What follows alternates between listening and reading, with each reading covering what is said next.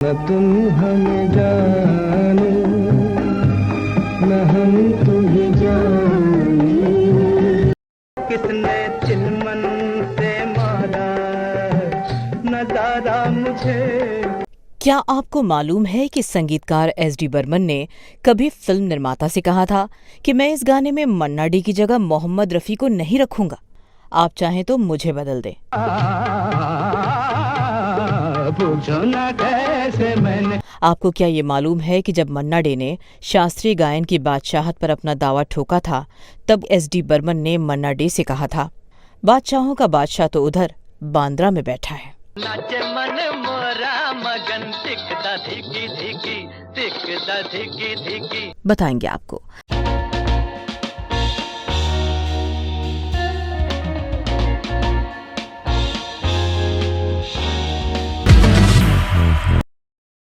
नमस्कार, इस एपिसोड में हम बात करेंगे संगीतकार एस.डी. बर्मन की, गायक मन्ना डे और मोहम्मद रफ़ी की, उनके गानों की और उनसे जुड़े कुछ दिलचस्प किस्सों की।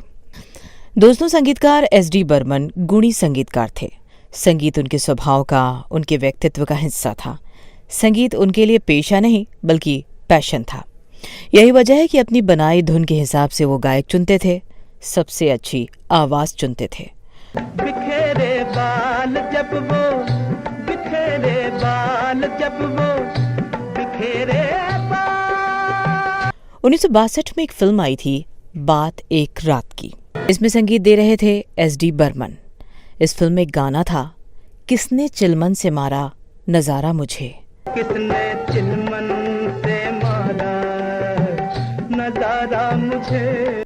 इसे लिखा था मजरू सुल्तानपुरी ने पर्दे पर। लेकिन जैसे ही जॉनी वॉकर को ये पता चला कि उनके लिए मोहम्मद रफ़ी नहीं बल्कि मन्ना डे गा रहे हैं, तो उन्होंने बवाल मचा दिया। उन्होंने मांग की कि उनके लिए मोहम्मद रफ़ी से गवाया जाए, लेकिन संगीतकार एस.डी. बर्मन ने उनकी बात मानने से इनकार कर दिया। इसके बाद जॉनी वॉकर ने फिल्म के प्रोड्यूसर शंकर मुखर्जी से बात की। शंकर मुखर्जी को पता था कि इसके पहले मोहम्मद रफ़ी जॉनी वॉकर के लिए कई फिल्मों में सुपरहिट गाने गा चुके हैं, लिहाजा उन्होंने एस.डी. बर्मन से कहा कि जॉनी वॉकर के लिए चिलमन ना मारो वाला गाना मोहम्मद रफ़ी से गवाया जाए। कहा जाता है कि इस पर एस.डी. बर्मन ने कहा, मैं अपना फैसला नहीं बदल सकता, आप चाहें तो इस गाने को मोहम्मद रफ़ी से गवा सकते हैं, लेकिन उस स्थिति में मैं नहीं रहूंगा, आपको किसी दूसरे संगीतकार को लेना होगा। आखिर जॉनी वॉकर के लिए मन्ना डे ने ही गाया, मोहम्मद रफ़ी ने नहीं। अरे फिर न देखा पलट के दोबारा मुझे फिर न। दोस्तों, मोहम्मद रफ़ी से ये गाना ना गवाने का मतलब ये नहीं था कि एस.डी. बर्मन को मोहम्मद रफ़ी की आवाज़ पसंद नहीं थी। इसका मतलब महज ये था कि उन्हें यूं तो मोहम्मद रफ़ी एस.डी. बर्मन के लिए 1947 में आई फिल्म दो भाई में गा चुके थे और 50 के दशक के आखिरी के वर्षों में भी दोनों ने मिलकर काम किया था। लेकिन जानकारों के अनुसार एस.डी. बर्मन और मोहम्मद रफ़ी के संबंध गहराए थे 60 के दशक की शुरुआत में, जब एस.डी. बर्मन ने फिल्म काला बाजार, तेरे घर के सामने जैसी कई फिल्मों में मोहम्मद रफ़ी से बेहद खूबसूरत गाने गवाए। खोया खोया चांद, खुला आसमान, देखो रूठा ना करो, बात नजरों की सुनो। 1963 के आते आते संगीतकार एस.डी. बर्मन मोहम्मद रफ़ी की आवाज़ पर इतने मुग्ध थे कि उनके आगे कुछ देख ही नहीं पाते थे। यही वजह है कि 1963 में आई फिल्म मेरी सूरत तेरी आंखें में अशोक कुमार के लिए भी उन्होंने मोहम्मद रफ़ी को ही चुना। फिल्म मेरी सूरत तेरी आंखें के बारे में एक किस्सा भी है। कहा जाता है कि जब फिल्म मेरी सूरत तेरी आंखें के लिए एस.डी. बर्मन गाने तैयार करने में व्यस्त थे, तो उसी दौरान मन्ना डे एस.डी. बर्मन से मिलने आए। एस.डी. बर्मन ने मन्ना डे से कहा कि उन्होंने राग भैरवी में एक सुंदर धुन सोची है।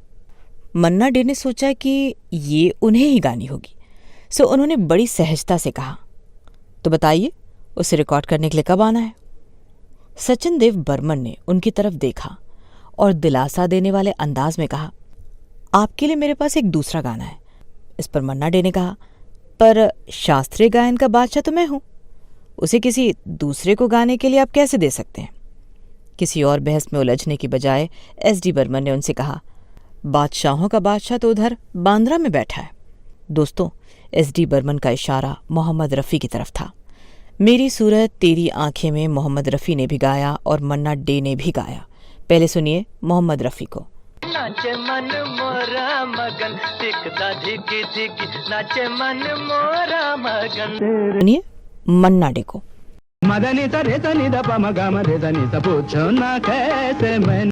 दोस्तों, ये वही गाना है जिसके बारे में एसडी बर्मन ने मन्ना डे से कहा था कि मैंने आपके लिए कोई और गाना सोचा है।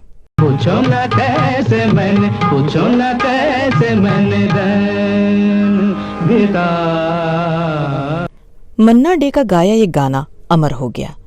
ये गाना आज भी सुनने वाले के दिलो दिमाग पर इस कदर हावी होता है कि वो इसे बार बार सुनना चाहता है।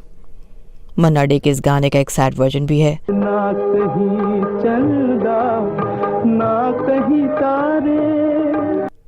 इन गानों को लिखा है गीतकार शैलेंद्र ने। जोत के प्यासे मेरे नैन बेचारे। तो इस एपिसोड में आज बस इतना ही। अगर अब तक आपने इस चैनल को सब्सक्राइब नहीं किया है तो अब जरूर कर लें। फिलहाल हमें दीजिए इजाजत। नमस्कार।